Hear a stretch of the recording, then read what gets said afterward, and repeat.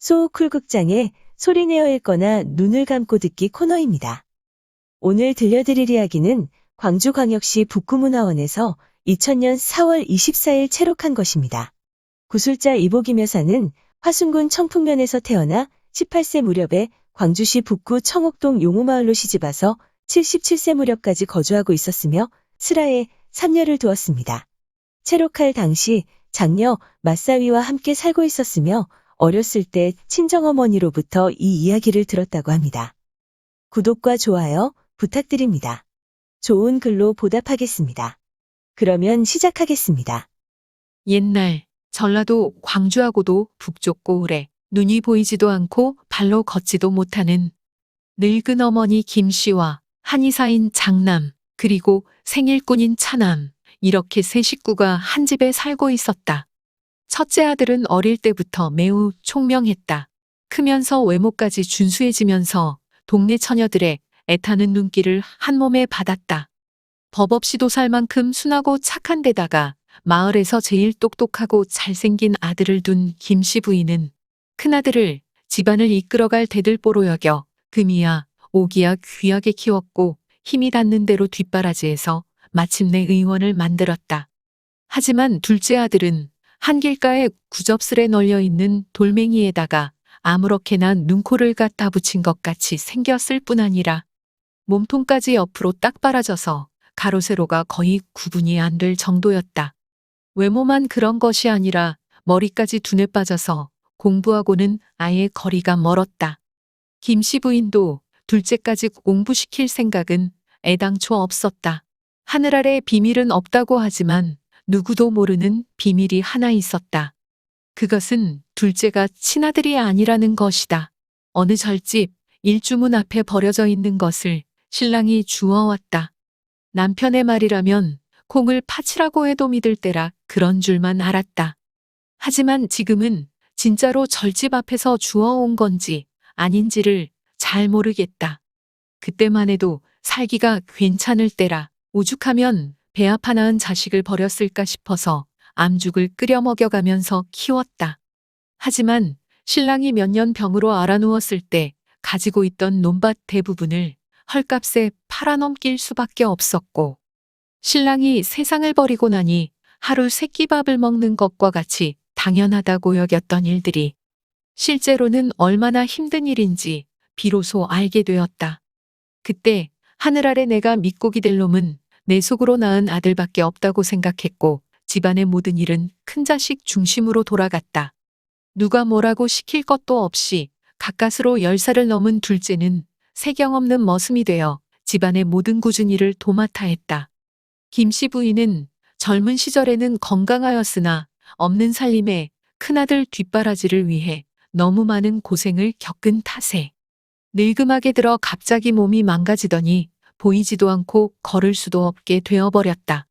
공부를 많이 한 잘난 형은 일자무식의 동생과 대화를 나누는 경우가 별로 없었다. 서로 말이 통하지 않기 때문이었다. 어쩌다가 한두 마디 말이 오가고 나면 유식한 형은 말이 안 통한다고 무식한 동생을 늘 나무랐다. 그래도 동생은 자기가 무식한 건 사실이니까 불평 한마디 없이 형의 말에 늘 순종하면서 늙은 어머니에게 효도하였다. 그러던 어느 날 동생이 평생 처음으로 형에게 속마음을 털어놓았다. 형님, 왜 그러느냐? 다른 사람들 병은 잘 고치면서 어머니 병 고칠 생각은 왜 안 합니까? 내가 뭘 몰라서 그러는데 어머니 병은 고칠 수 있는 병이 아니다. 정말로 못 고칩니까? 천지신명의 도움을 받으면 고칠 수도 있을 것이다. 하지만 차라리 청천 하늘의 별을 따지 그런 일이 어디 일어나겠느냐. 자기보다 많이 배우고 똑똑한 형이 하는 말이니까 동생은 그냥 받아들일 수밖에 없었다. 그렇지만 속으로는 수긍하지 못했다. 어려운 의술을 공부해서 남에게 존경받고 부자로 산다 해도 자기 어머니의 병 하나도 제대로 고치지 못한다면, 아니, 그게 아니라 적어도 고치려고 노력하지 않는다면 그 공부가 무슨 소용이 있을까 하는 생각이 들었기 때문이다. 하루는 20리 넘게 떨어진 마을에서 성대한 구판이 벌어진다는 소문을 듣고 어머니가 그곳에 놀러 가고 싶다고 했다. 아니나 다를까 큰아들은 시간이 없다고 꽁무니를 빼면서도 어머니에게 타박 놓는 것은 잊지 않았다. 눈도 보이지 않으면서 뭐하러 국구경은 간다고 그러십니까? 집에 있으면 답답하니까 굿하는 소리라도 듣고 싶어 그런다. 밭에 나가려고 준비하던 중에 모자간에 오가는 말을 들은 작은아들이 나섰다. 어머니께서 가시고 싶다 하는 데는 어느 곳이든 모시고 가야지요. 그렇게 해서 작은아들이 늙은 어머니를 등에 업고 길을 떠나게 되었다. 내심으로는 첫째 등에 업혀서 국구경 가고 싶었던지 김씨 부인은 둘째 등에 업혀가면서 내내 궁시렁거렸다. 늙은 어머니의 구시렁대는 소리를 노랫말 삼아 거진 올이나 갔을까 등에 업힌 노모가 갑자기 닭고기가 먹고 싶다고 했다.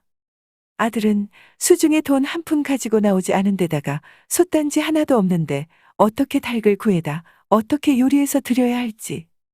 어머니의 소원은 들어드려야겠고 그렇게 할 방법은 찾지 못해서 걱정이 태산 같았다. 그러다 어느 마을어귀에 이르는 순간 10마리의 살이 통통하게 오른 닭들이 서로 앞을 다투어 두 사람 앞으로 지나갔다. 그런데 그중 몸집이 크고 튼실한 닭 한 마리가 눈앞에서 갑자기 팍 쓰러지더니 그냥 죽어버렸다. 닭을 어떻게 구할까 고심하던 둘째는 닭 주인이 누구일까 하는 생각이 없지는 않았으나 우선 급한 문제부터 해결하고 나머지 문제는 닥치면 그때 처리하기로 하였다. 어쨌든 우선 어머니의 소원을 들어줄 수 있다는 것 하나만으로도 속으로 노래를 불렀다. 둘째는 어머니를 나무 그늘에 앉아 쉬시도록 해놓은 다음 얼른 그 닭을 주워들고는 인근의 집으로 들어가 집주인에게 칼과 솥단지를 빌린 다음 산 밑에서 닭을 잡아서는 푹 삶아서 어머니께 드렸다. 어찌된 일인지 평소에는 새 모이보다 더 적게 밥을 드시던 어머니가 그날은 닭 한 마리를 거의 다 잡숫다시피 하였다. 묵직해진 어머니를 기분 좋게 등에 업은 둘째가 다시 목적지로 향했는데 거의 오리쯤 더 갔을 때 이번에는 목이 마르다고 하였다. 하지만 산중턱이라 마을은 멀고 그날따라 날씨가 무더워서 몸이 부실한 어머니가 오랫동안 참을 수 없을 것 같았다. 하는 수 없어 작은아들은 어머니를 나무그늘 밑에 내려놓고 물을 찾아 사방으로 나섰다. 한참을 헤매다가 커다란 바위 사이에 움푹한 곳에서 송장벌레 5마리가 떠있는 해골바가지 안에 담긴 물을 발견하였다. 마음이 많이 안 좋았지만 깨끗한 물이 없으니 이 물이라도 갖다 드릴 수밖에 다른 방법이 없었다. 그런데 그릇이 없었다. 고무신이라도 있었다면 거기에다가 물을 떠다 드리겠지만은 예전에는 집신을 신고 다녔기 때문이다. 궁여지책으로 손으로 둥그렇게 바가지 모양을 만든 다음 해골 바가지 안에 고여있는 물을 조심스럽게 떠서는 어머니께 가져다 드렸다. 그런데 세상에 이게 웬일이냐. 둘째가 가져다 준 물을 먹자마자 홀연 어머니가 벌떡 일어섰는데 이어서 감겨있던 눈꺼풀마저 툭 벌어지면서 눈까지 떴다. 노모가 놀라 펄쩍 뛰면서 아들에게 소리쳤다. 세상에 이게 무슨 조화냐. 네 효성이 지극해서 천지신명이 도와준 모양이다. 두 모자는 마음 같아서는 당장 집으로 돌아가서 동네방네 잔치하고 자랑하고 싶었지만 그 마음을 접고 이왕에 힘들게 나선 길이니 구경이나 맘껏 해보고 돌아가자 하여 늦게까지 굿잔치를 보고 집으로 돌아왔다. 집에 도착하니 큰아들이 어머니와 동생을 맞이하다가는 어머니의 완치된 모습을 보고 이게 도대체 어찌된 일이냐고 놀라 물었다. 김씨 부인은 그동안의 과정을 이차이차하여서 저차저차 되었노라고 소상히 이야기해 주었다. 모친의 이야기를 다 들은 큰아들이 그제야 자신의 효성과 정성이 부족함에 대하여 크게 사죄하며 털어놓았다. 어머니의 병세는 뛰어노는 10마리 닭의 무리 중에서 갑자기 거꾸러져 죽은 닭을 삶아 잡숫고 나서 송장벌레 5마리가 떠있는 해골 바가지 안에 물을 드셔야만 나을 병이라는 것을 저는 진즉부터 알고는 있었습니다. 그렇지만 뾰족한 방도가 없어서 여태껏 고쳐드리지 못하고 있었습니다. 이 핑계 저 핑계로 직접 행동에 옮기지 않는다면 머리에 먹물이 아무리 많이 들어있은들 뭐에 쓰겠습니까? 이런 일이 생기고 나서 생각해보니 동생이 저보다 훨씬 더 나은 사람인 것을 고백하지 않을 수가 없습니다. 그 말을 들은 어머니는 한편으로는 괜찮다고 아들을 위로하면서도 다른 한편으로는 그녀의 본심을 털어놓았다. 지성이면 감천이라고 다른 사람 눈에는 도무지 보이지 않던 약이 천지신명의 도움으로 둘째 앞에만 나타난 것 같구나. 이번에 나도 놀랐다. 머리 좋고 똑똑한 큰아들보다 멍청하고 무식한 작은아들의 효성을 하늘이 더 귀하게 여기는 것을 보고 우리 모자 앞으로 반성 많이 하고 살아야겠더라. 하지만 늙은 어머니는 차마 마음속에 있는 말을 다 하지는 못하였다. 때때로 아무도 없을 때 혼자서 되뇌었다. 내 배로 낳아서 오냐오냐 키운 자식보다 크면서 온갖 구박이란 구박은 다 받은 남의 배로 낳은 자식이 더 효성스러울 줄이야.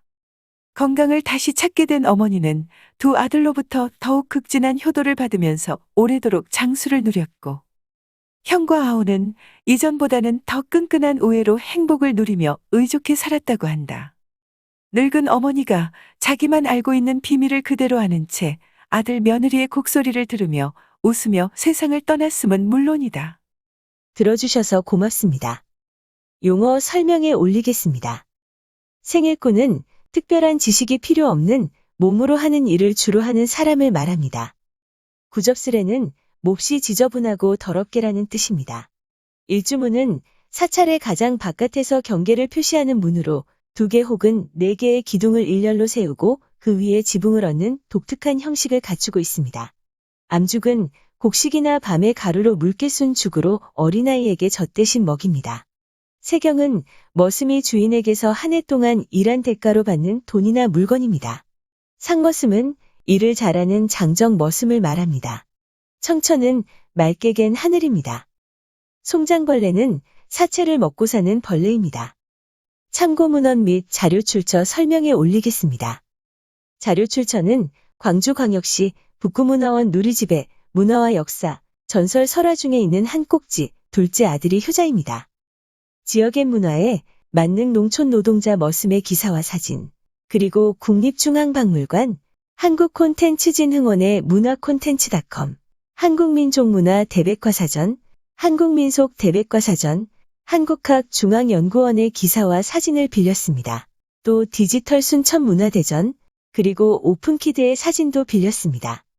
네이버 블로그 화풍의 일월성신과 천지신명, 다음 블로그 신토부리 119의 기라스브론슨의 재미있는 농사속담들, 그리고 위키백과와 나무위키의 기사와 사진, 또 조선시대 화가, 김홍도, 신윤복, 김준곤, 김득신의 그림 몇 점을 빌렸습니다. 그리고 픽스타와 123RF에서 사진도 몇 점 빌렸습니다. 소우쿨 극장은 일주일에 3번, 매주 화요일, 토요일, 그리고 일요일 오전 10시에 이야기를 올립니다. 고맙습니다. 다음에 만날 때까지 안녕히 계십시오.